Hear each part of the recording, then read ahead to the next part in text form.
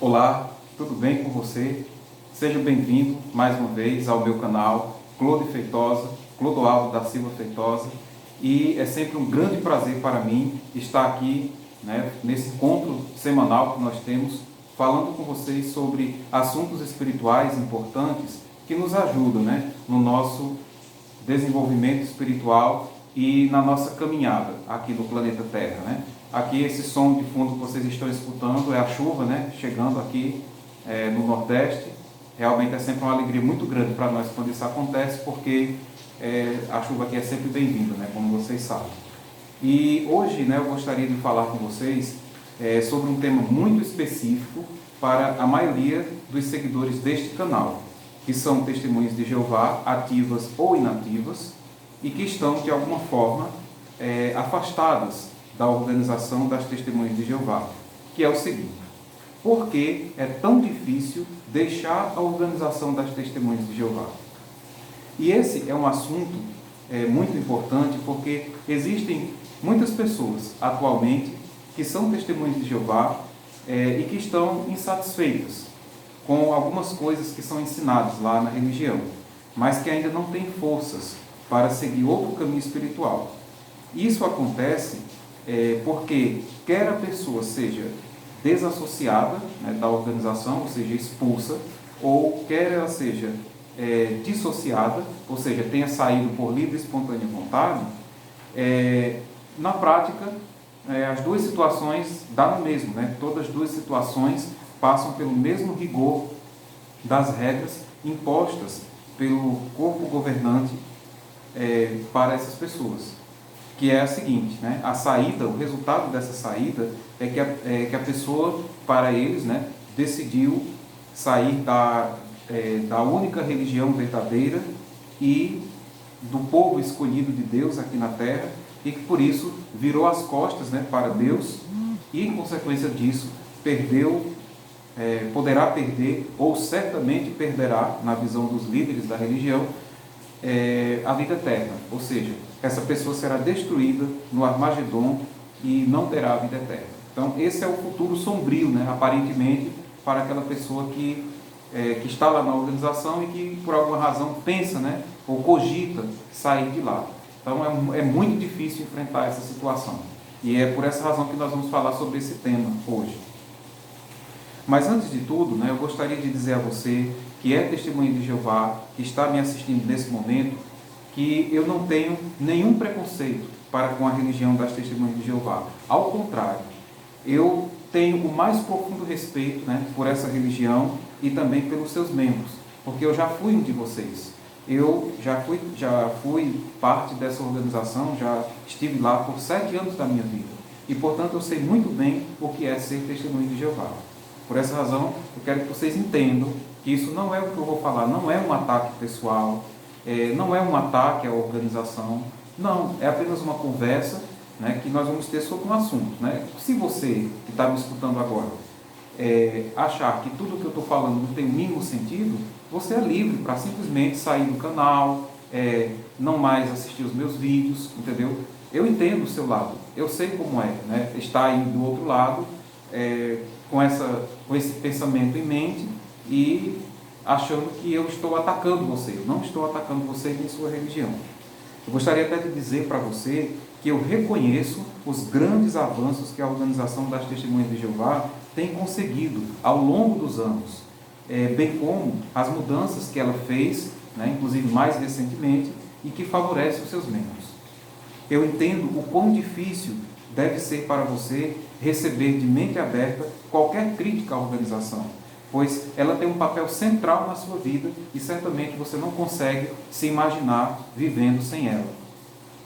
E é muito natural que isso aconteça, porque você há de concordar comigo que a organização não é perfeita, uma vez que ela é constituída por pessoas, por seres humanos imperfeitos.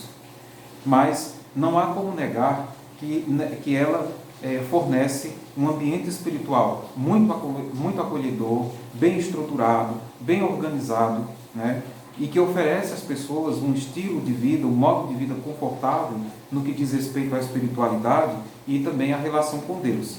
E aí eu reconheço e admiro isso. Sei que isso não é fácil encontrar nas religiões e com certeza é um mérito da organização. Mas você também há de concordar comigo que, apesar de tudo isso, né, de todos esses avanços que existem na organização, ela também possui falhas. Por ser uma organização humana, ela também possui falhas como qualquer outra. Muitas dessas falhas incomodam, né, no mais profundo do nosso ser, como o testemunho de Jeová. Há coisas que acontecem lá, ou que são ensinadas lá, que a gente só consegue aceitar se tiver a firme crença de que aquilo realmente provém de Deus. Caso contrário, você jamais se submeteria a tais regras.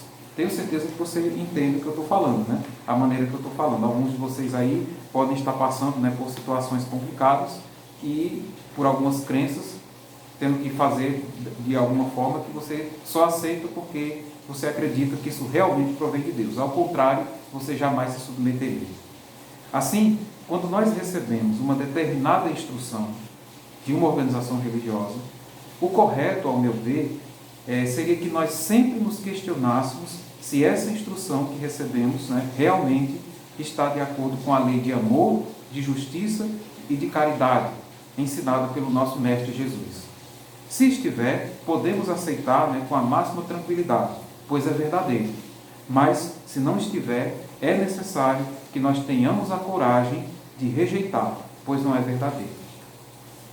Instruções religiosas, né, em desacordo com as leis de Deus, são passadas em todas as religiões. Tanto é assim que, com o tempo, muitas dessas instruções perdem o sentido e deixam de ser ensinadas e de ser seguidas. Por exemplo, por muito tempo, né, a Igreja Católica vendia indulgências, né, ou seja, favores divinos em troca de dinheiro, né, aqui na Terra. Isso, com o tempo, né, mostrou-se ser uma coisa completamente errada e falsa, e deixou de ser ensinada e de ser seguida. As igrejas protestantes também passaram, ao longo do tempo, por profundas reformas em suas doutrinas, no seu modo de ensinar e até mesmo no seu modo de agir, pois, caso contrário, elas teriam deixado de existir ao longo do tempo. O mesmo pode ser dito em relação à organização das Testemunhas de Jeová. Muitos ensinamentos já foram modificados diversas vezes, mostrando que o que é ensinado hoje como verdade absoluta, como algo vindo diretamente de Deus, amanhã pode não ser encarado dessa maneira. E aí você vai ter que aceitar isso, né? Já parou para pensar? Por isso é necessário que nós sempre mantenhamos a nossa mente aberta, né? Evitemos o dogmatismo e o fanatismo, porque essas atitudes com certeza vai fazer com que lá na frente a gente sofra, porque você aceita uma coisa, acredita que vem de Deus, depois isso muda, né? Às vezes até volta a ser o que era antes, e aí, né, como é que você fica? Bastante desapontado, né? Então, por essa razão, eu realmente indico a você não seguir de forma dogmática, né, ao pé da letra as coisas que são ensinadas. Isso vale para qualquer religião. É preciso entender que as coisas mudam, que tudo no universo está em constante evolução e que isso também se dá conosco, tanto como seres humanos, né, individualmente, como nossas organizações, as coisas que são criadas aqui. E nós precisamos estar dispostos a mudar o nosso ponto de vista diante das evidências claras de necessidade de mudança, né? Não podemos permitir que o nosso orgulho, né, interfira ou nos torne pessoas intransigentes, que, mesmo diante da evidência mostrada claramente de que estamos num caminho equivocado, mesmo assim nós nos recusamos a aceitar isso e continuamos insistindo em fazer as coisas de um outro modo, de um determinado modo, só porque nós acreditamos que isso parece ser o mais confortável para nós. E o próprio corpo governante nos incentiva a ter essa mente aberta e a mudar de opinião quando estivermos errados. Tem um conselho, né, muito interessante do corpo governante, que eu sigo até hoje, e que foi publicado lá em 1982, no livro Poderá Viver para Sempre no Paraíso da Terra, né? E essa instrução é muito nesse livro aqui, certo? Você deve ter aí. Se você tiver, você pode acompanhar comigo essa leitura dessa instrução, que eu acho ela interessante, e aceito ela, e acredito e faço ela até hoje na minha vida. Você vai abrir aí na página 32 do livro, E nós vamos ver essa instrução, que é muito interessante. A página 32 está como subtópico do capítulo 3 do livro, né, Poderá Viver para Sempre, que tem o tema: a religião que você pertence realmente faz diferença. E olha só o que o corpo governante diz aqui, ó, na página 32, certo? Você vai encontrar aqui, na página 32, parágrafo 20. Veja só, diz assim, ó: qual deve ser a sua reação caso lhe apresente prova de que aquilo que você crê é errado? Por exemplo, digamos que você esteja viajando de carro pela primeira vez para um certo lugar. Você tem um mapa rodoviário, mas não tomou tempo para verificá-lo bem. Alguém lhe disse que a estrada que devia tomar, qual era a estrada que devia tomar. Você confiou nele, crendo sinceramente que ele indicou o caminho certo. Mas suponhamos que não seja. O que você faria se alguém lhe apontasse o erro? O que você faria se este, recorrendo ao mapa que você mesmo tem, lhe mostrasse que tomou a estrada errada? Será que o orgulho ou a obstinação lhe impediriam de admitir que está na estrada errada? Pois bem, se ficar sabendo, pelo exame de sua própria Bíblia, que está seguindo um caminho religioso errado, esteja disposto a mudar. Evite a estrada larga que conduz à destruição. Siga o caminho estreito que leva à vida. Um conselho realmente muito interessante, né? E que eu, né, sigo até hoje. Nós devemos sempre manter a nossa mente aberta para analisar se aquilo que nós acreditamos realmente está correto. E se não estiver, nós precisamos ter a coragem moral de mudar. O problema é que o corpo governante aplica esse conselho apenas em relação às outras religiões e não em relação à religião deles, né, que é as Testemunhas de Jeová. E no meu ponto de vista, isso deve ser aplicado a qualquer religião, crença, filosofia, ou seja, qualquer tipo de conhecimento. É necessário sempre estar verificando se aquilo realmente está correto. Não é que você não possa ter determinadas coisas em que você acredita, mas é que é necessário sempre a gente fazer análise e mudar, porque as coisas estão mudando e poucas permanecem sempre da mesma forma. O universo está em constante mutação e a gente tem que estar sempre vendo se aquilo que a gente está apegado, se é realmente para continuar apegado àquilo, porque às vezes é necessário mudar. Só para que você possa refletir comigo. O apóstolo Paulo, antes de ser seguidor de Jesus, era um homem de muito zelo para com a sua religião, que era o judaísmo. Como vocês sabem, essa religião não considerava o cristianismo, que era uma religião nascida recentemente, como uma religião correta, porque os cristãos não aceitavam as instruções vindas lá daquele pessoal, os líderes religiosos judaicos. Eles aceitavam as instruções de Jesus, que era o líder dessa nova religião, cujo Jesus, pessoa a quem aqueles líderes judaicos haviam perseguido e matado, participado ativamente na morte de Jesus. Então, os seguidores de Jesus não aceitavam as instruções dos líderes judaicos. E por causa do zelo pela sua religião e pelo apego demasiado ao que ensinavam os seus líderes, Paulo, na época Saulo de Tarso, participou intensamente na perseguição aos cristãos, chegando até mesmo a participar da execução de um deles, que era Estevão. Como diferente essa atitude de Paulo em relação à atitude do seu mestre, Gamaliel, também judeu, mestre do Sinédrio, instrutor de Paulo, mas que não se comportou dessa maneira, agressiva e fanática em relação à nova religião. E que disse, conforme está registrado em Atos 5, 38 e 39, que eu gostaria de ler com você aqui, na Bíblia, em Atos 5, 38 e 39. Veja o que Gamaliel falou, que é muito interessante, que nós precisamos dar atenção a isso. Olha só, Atos 5, versículos 38 e 39, que diz assim: porque isso, diante das circunstâncias, digo-lhes, não se metam com esses homens, deixem-nos em paz, porque se esse plano ou se essa obra for de homens, será derrubada, mas se for de Deus, vocês não poderão derrubá-los, senão, porque se se vocês, porque senão pode ser que vocês estejam até mesmo lutando contra o próprio Deus. Então veja a atitude, né, dele, né, desse instrutor. Felizmente, né, Saulo parou de perseguir os cristãos, mas não por vontade dele. Como vocês sabem, ele teve que passar por um processo de esclarecimento espiritual sobrenatural. Ou seja, ele teve que ouvir diretamente a voz de Jesus pedindo a ele que parasse de persegui-lo.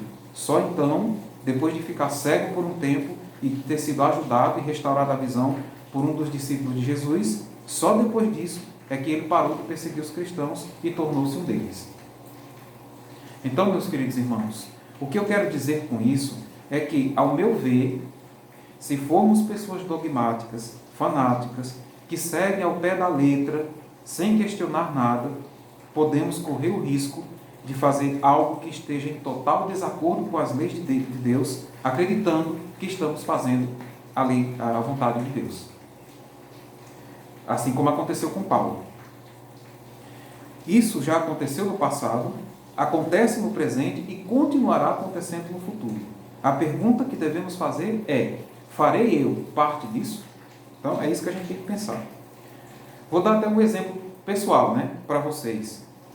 Quando eu era testemunha de Jeová, né, eu sempre me questionava sobre tudo o que era ensinado lá.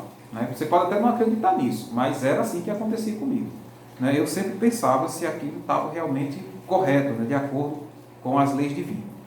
E uma dessas coisas, né, uma das coisas que eu jamais aceitei, mesmo na época de estudante da Bíblia, nunca aceitei. Alguns até perguntam, então por que você se tornou, né? Bom, é porque eu achei o conjunto, né, da organização algo muito bom na época.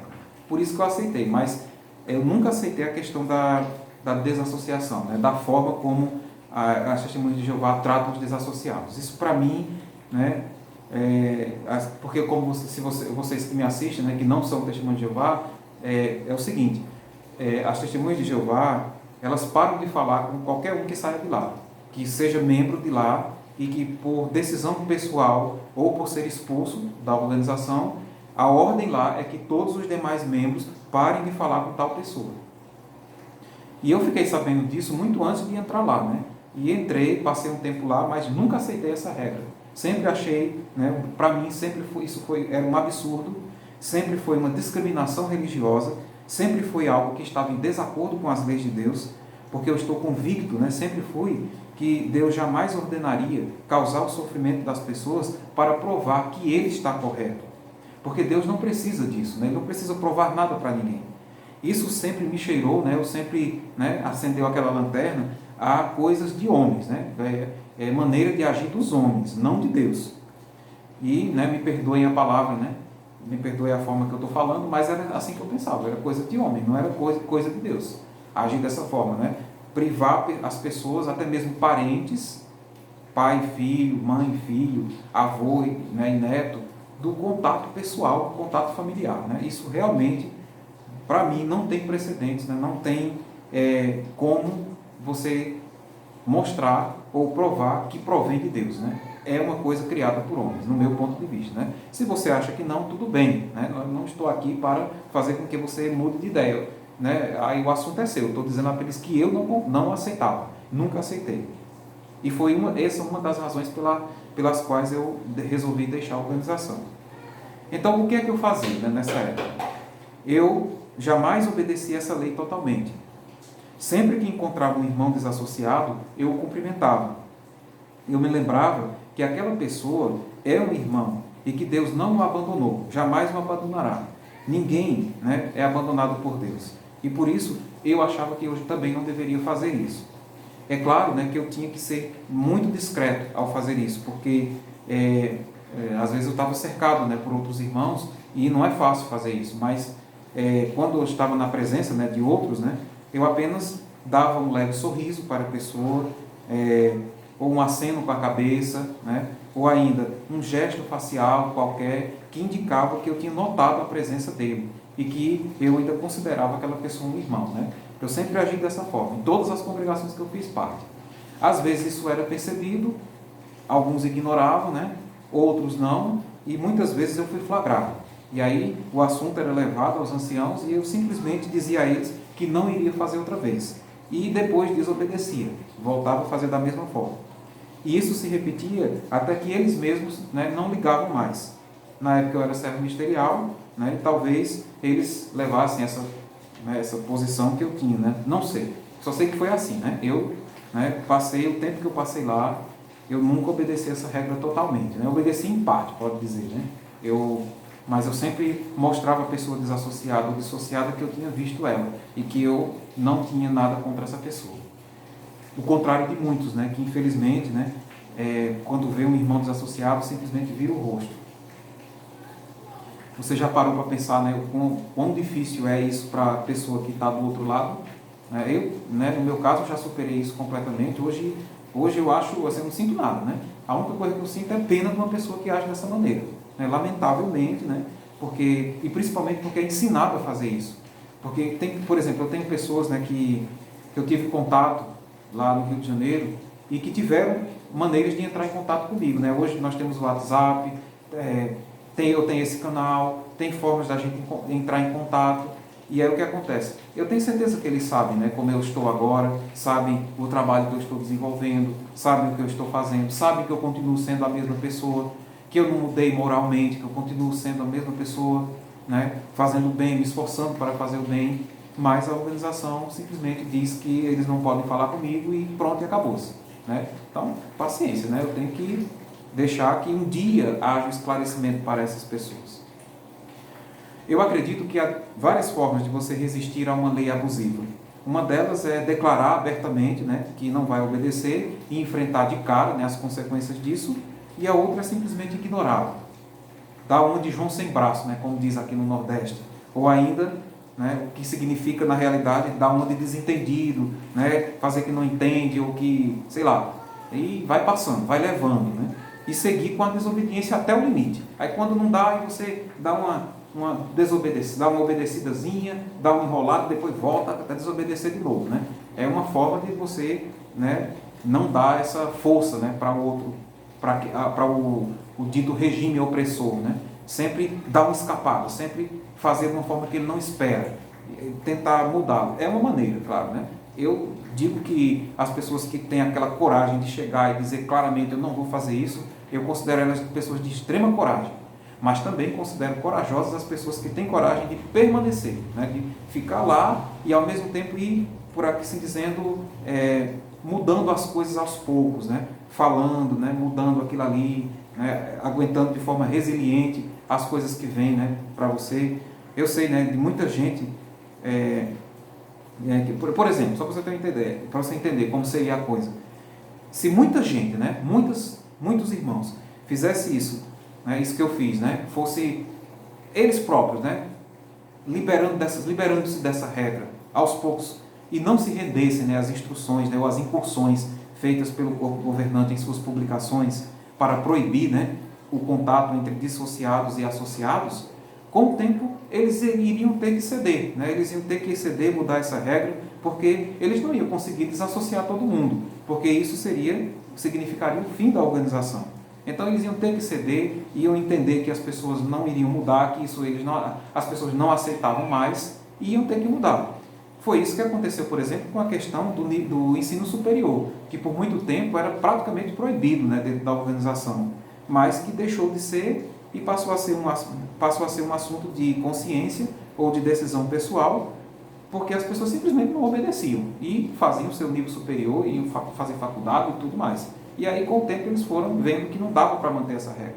O mesmo aconteceria em relação à regra dos desassociados. O problema é a obediência cega que as pessoas têm, né, a maioria dos irmãos tem em relação a essa regra, de não falar com as outras pessoas. Eu sei, né, que existem muitos irmãos guerreiros, muitos irmãos que fazem exatamente o que eu fiz, né, na época que eu estava lá na organização. E muitos desses irmãos estão até em cargos de liderança, né, para vocês que não sabem, que estão me assistindo. Esses são pessoas, né, que já estão esclarecidas, que já entendem como as coisas deveriam ser, mas que sabem que não podem mudar as coisas assim de uma hora para outra, então eles vão mudando aos poucos, né? Vão trabalhando aos poucos, trabalhando por dentro do sistema, até conseguir uma mudança. Para mim, essas pessoas também têm um grande mérito. E eu conheci algumas pessoalmente, e é claro, né, que essas pessoas muitas vezes são até escanteadas como sendo pessoas fracas espiritualmente, e eu digo até a vocês, né, que são dessa forma, que estão sendo escanteados, mas que têm uma consciência aberta. O importante não é como o homem vê, mas sim como Deus vê. E é isso que eu prezo, né? Uma outra pergunta que eu deixo para vocês é a seguinte: seria necessário que o próprio Jesus dissesse a você pessoalmente que essa lei da desassociação e outras, né, através de uma aparição, que ela era errada, para só assim você acreditar e mudar de ação, como fez o apóstolo Paulo? Né? Ou será que, através da inteligência que Deus lhe deu, através da razão, do raciocínio, do estudo cuidadoso e da sua própria intuição pessoal, você não conseguiria entender isso você mesmo, sem precisar esse clarão espiritual, né, como aconteceu com Paulo, e agir da forma que Gamaliel, o instrutor de Paulo, fez, né, entender isso sem precisar de uma visão, né, como Paulo teve? Pois é, a pergunta é: quão apegado eu sou às regras da organização a qual faço parte? Mesmo aquelas que eu não concordo no meu íntimo. Quão apegado eu sou a elas? Porque às vezes a pessoa não concorda, mas mesmo assim é apegado. O exemplo, a prova disso é que muitos saem da organização, né, não aguentam lá as regras que tem lá, vão viver por conta própria, mas mesmo assim continuam achando que a organização é o único caminho verdadeiro. Não buscam outro caminho, não estudam, não buscam mudar, enfim, continuam lá, né, presos à organização, esperando que talvez, né, quando vier o Armagedon, por você ter feito parte, ou sei lá, você de alguma forma vai ser arrastado junto. Infelizmente tem gente assim. Aí fica naquele marasmo. Nem vai atrás, nem muda, nem progride, nem nada. E o sofrimento é grande quando a pessoa age assim. Por fim, uma coisa que eu gostaria de pedir a você, que é testemunha de Jeová e que está me assistindo, que não encare tudo que eu estou falando como um ataque pessoal a você. Não é isso. Né? E nem um ataque às suas crenças. Não estou atacando você. Estou apenas raciocinando com você de forma livre, sem a interferência da organização, sem a interferência e os apelos, né, que os líderes fazem. Estou apelando à sua própria intuição, à sua própria consciência, né, raciocinando sobre isso. Como eu já falei a você em outros vídeos, para mim, a verdade não está em nenhum outro lugar, senão dentro de nós mesmos. E é preciso que nós busquemos essa verdade dentro de nós mesmos. E como fazer isso? Através de perguntas, através do raciocínio, através de escutar a nossa intuição, de escutar o nosso coração. Essa é a maneira de chegar à verdade. Também não estou dizendo que a organização Testemunha de Jeová é errada e que você tem que sair de lá. Não é isso que eu estou dizendo. Não é isso, certo? Se você entende que lá é o melhor lugar para você continuar o seu crescimento espiritual, que lá é um local que você está feliz, que você vive bem, então eu desejo tudo de bom para você e que você continue lá. E mais, considero você como irmão espiritual, mesmo que não haja reciprocidade da sua parte, mas não tem problema. Mas se você percebe que há necessidade de mudança, quer na organização propriamente dita, quer em sua vida pessoal, ou seja, se você deseja seguir um outro caminho, consultar outras fontes, experimentar outras vivências, não se prenda a ideia de que você, ao deixar a organização, automaticamente estará afastado de Deus e do seu favor. Não se renda à ameaça da organização de que, ao se afastar dela, você perderá sua espiritualidade e o seu futuro eterno. Existe sim vida fora da organização. Albert Einstein, certa vez, disse, né? A mente que se abre a uma nova ideia jamais volta ao seu tamanho original. Com isso ele quis dizer que sempre teremos coisas novas a aprender, que se estivermos de mente aberta às novas ideias, teremos sempre a ganhar com isso, pois uma mente que se expande jamais volta a ser o que era, ou seja, nós sempre nos tornaremos pessoas capazes de ter um aprendizado ilimitado. Há uma infinidade de conhecimentos a serem explorados por nós, quer seja dentro da ciência, da filosofia, da espiritualidade, das relações sociais e dentro de nós mesmos, e buscando constantemente entender quem nós somos. Estando livres do preconceito, da dicotomia do certo e do errado e da presunção de que já temos todo o conhecimento e também dos limites impostos pelas organizações humanas, e com a consciência aberta às novas ideias, estaremos prontos para a obtenção do conhecimento e da sabedoria necessários para termos uma vida satisfatória no presente e excelentes perspectivas para o nosso futuro individual e como humanidade. Termino aqui a minha exposição de hoje. Se você gostou desse vídeo e de muitos outros que estão no meu canal, eu peço a você que se inscreva no canal, curta e compartilhe os vídeos com outras pessoas. Tudo isso para que esta informação possa atingir o seu objetivo, né, de ajudar pessoas a manterem a sua espiritualidade. Então, agradeço, né, pela sua atenção. Um grande abraço para todos vocês. Fique com Deus e até o próximo vídeo. Muito obrigado.